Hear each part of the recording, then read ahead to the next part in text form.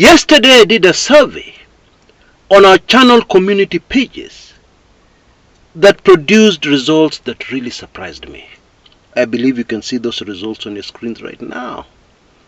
I asked a simple question.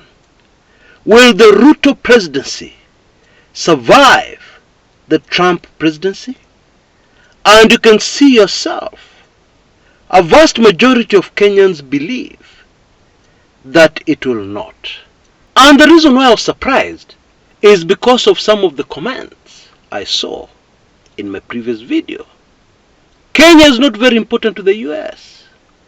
There will be absolutely no impact. Ruto will survive. Those kind of comments.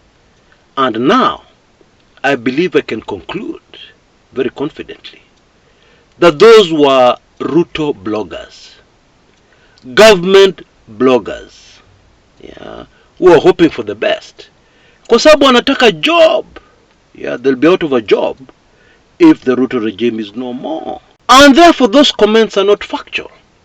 Those comments are these people hoping for the best. Hoping and praying for the very best. Okay? But of course you have come to this channel for the reality, the truth. But I need to say, Kenyans are woke. Kenyans are alert. Kenyans know what is going on. Because the results of this survey prove to you, most Kenyans are very much aware of what is going to happen. Okay? Which we're going to discuss on my show today. Over 80% of those polled said very clearly, Ruto will not survive the Trump presidency. But before we do that, please allow me to mention our sponsors for today's show. And I know that some of us will find this one super fascinating. 16 acres available for sale in Kiminini, Bungoma County. You know, this is precisely the place, the village, where the mother of Kumekucha Chris was born. Anyway, this is a farm, actually, because it includes buildings, a main house, a guest house, a garage, and a store. Very beautiful. I believe you can see the pictures on your screens right now. And it is all going for only Kenya shillings 3 million per acre.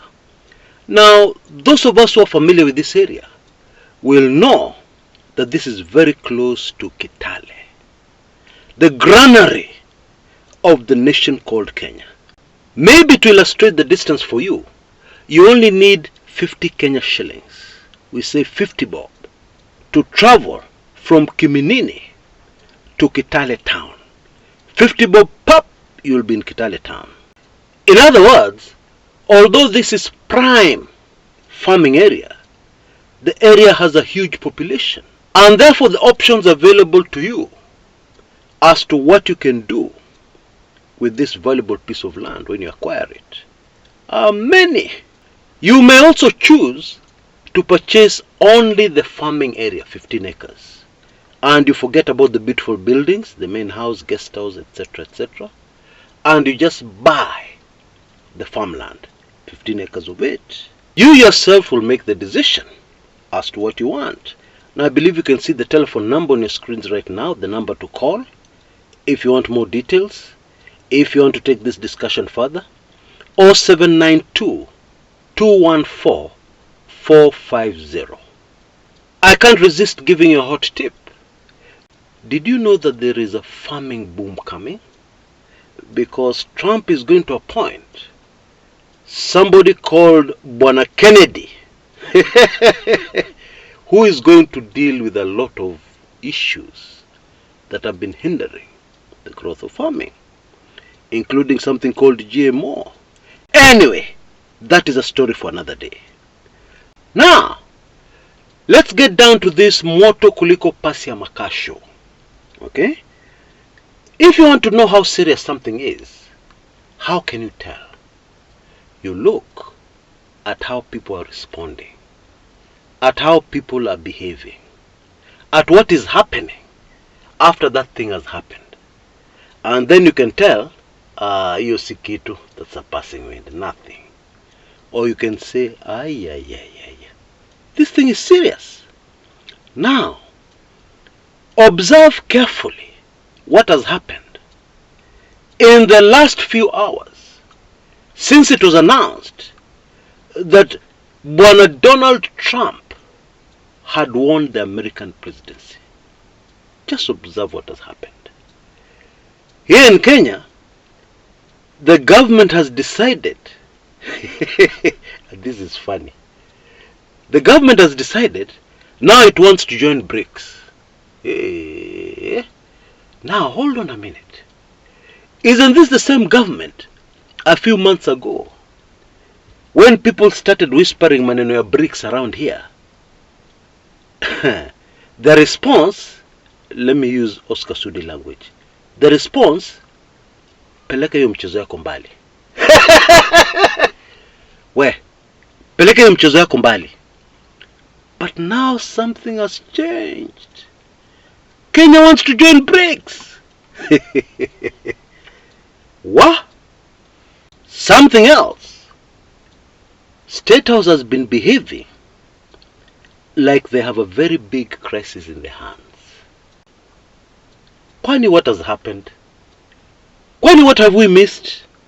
That should tell you a lot. Elsewhere, outside State House, controversial, very well-known lawyer, Donald Kipkorir, had a big bash.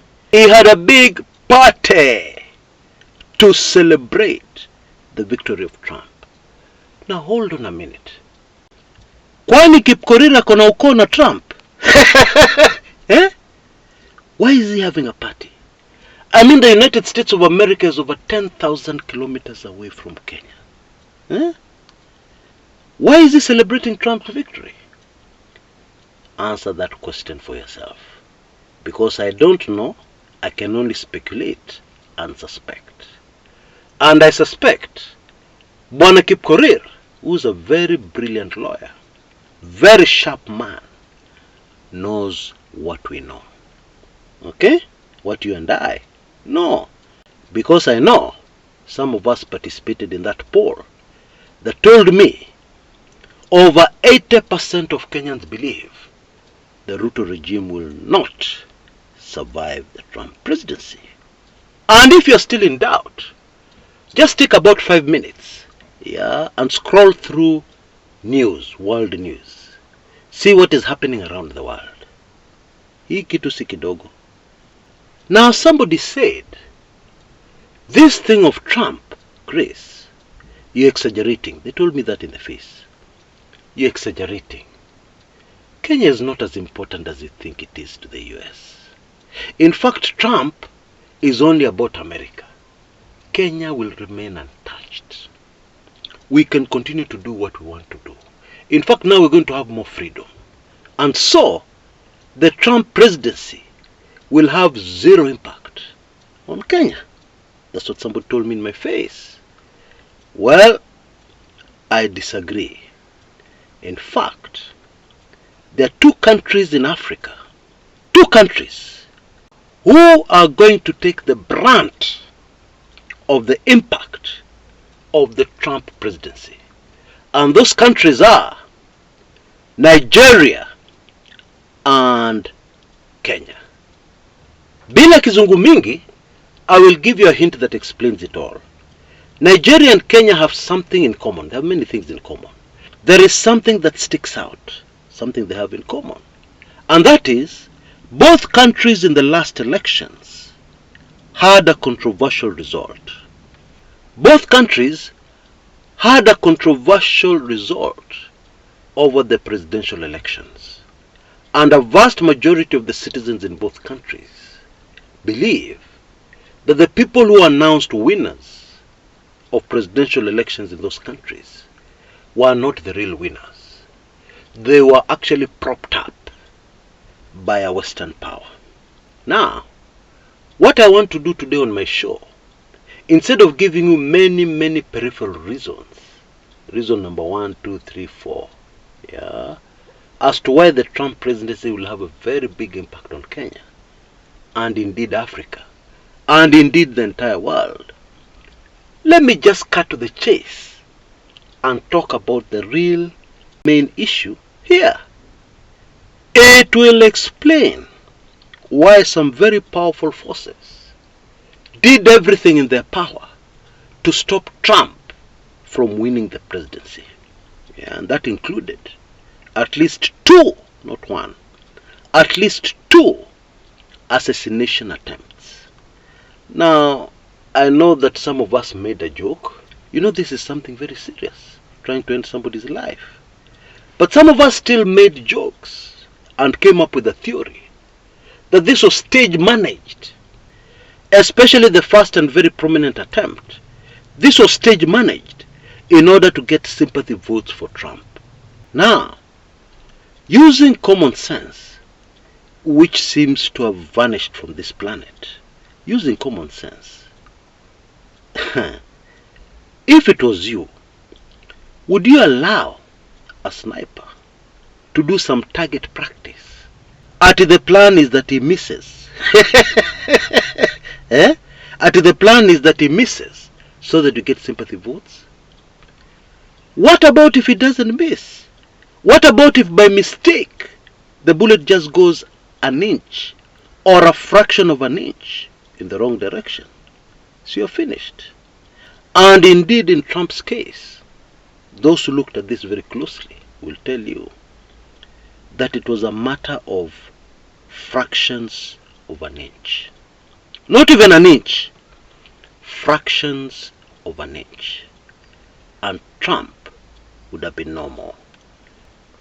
The fact that some very powerful forces went that far should tell you already a lot. But this story, actually for us to fully understand, starts around the year 2019. Most of us remember what happened in the year 2019. We started hearing stories coming out of China initially, about a deadly disease. And finally we ended up with a worldwide pandemic. You remember that time? And Trump was still president at that time. And he had a very difficult time. And it was also a confusing time for many of us who did not understand exactly what was happening.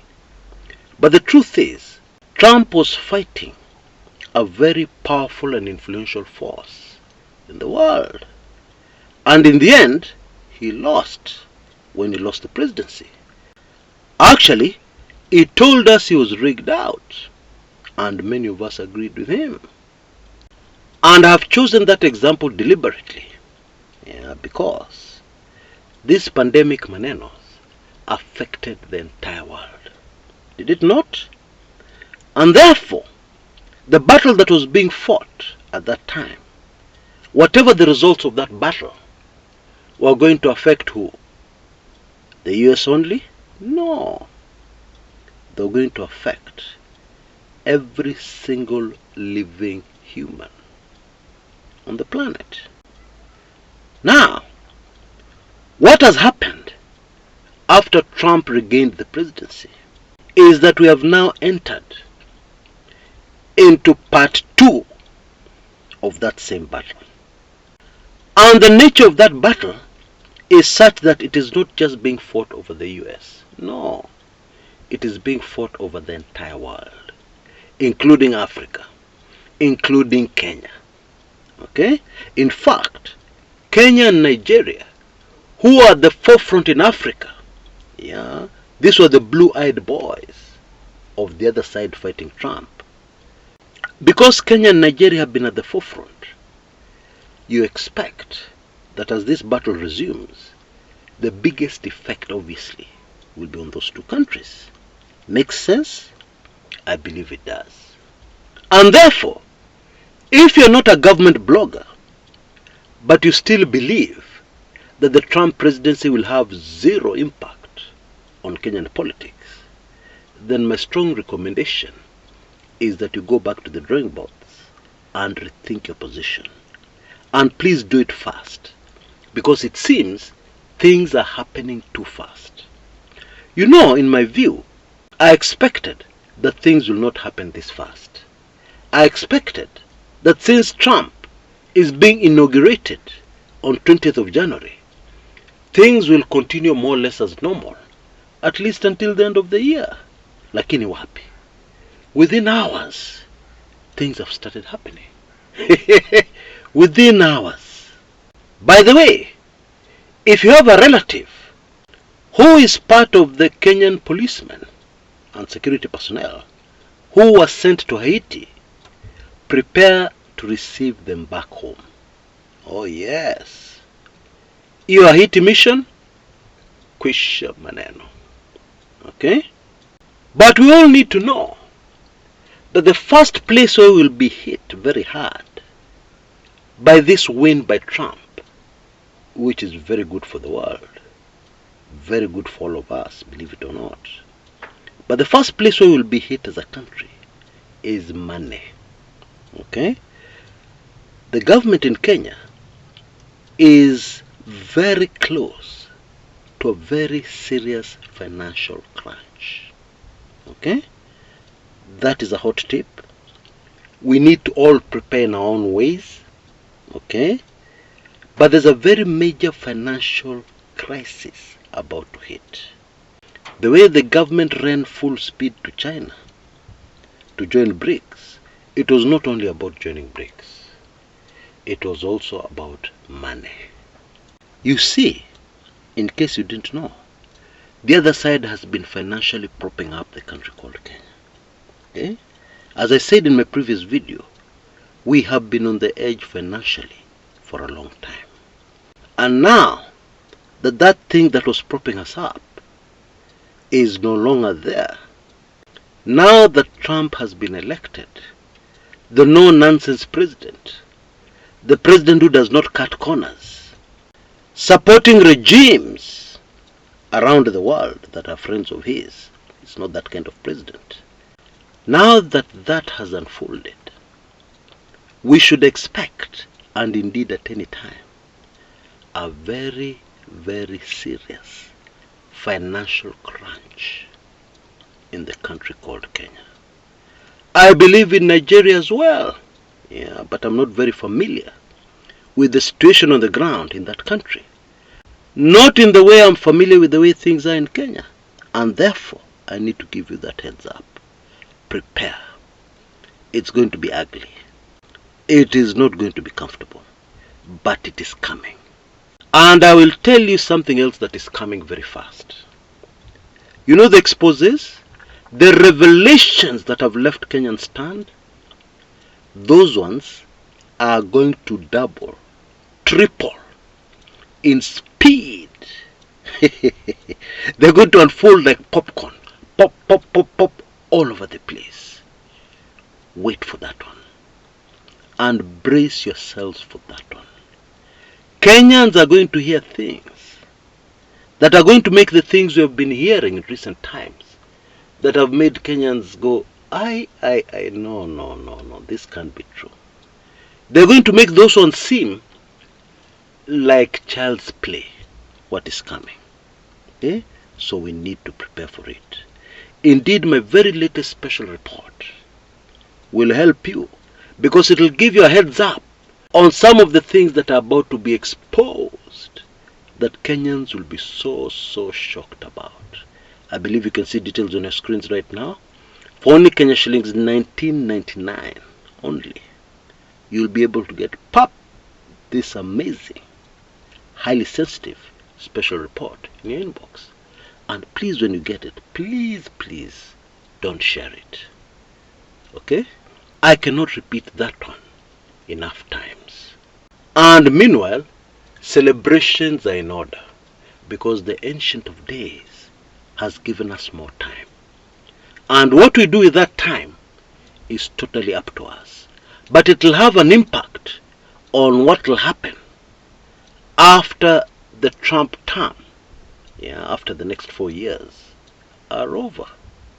It will have a major impact on what happens then. So we must make the most of it maximize this good fortune. Until next time, this is Chris Kumekucha.